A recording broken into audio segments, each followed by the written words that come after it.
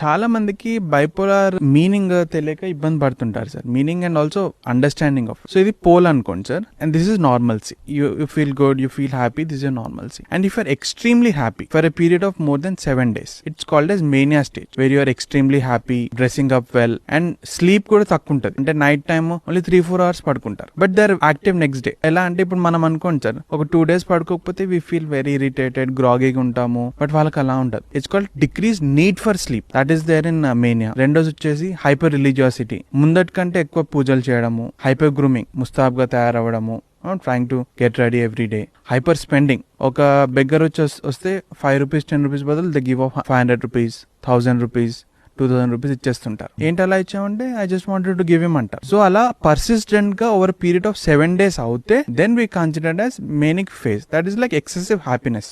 అది one side of the pole.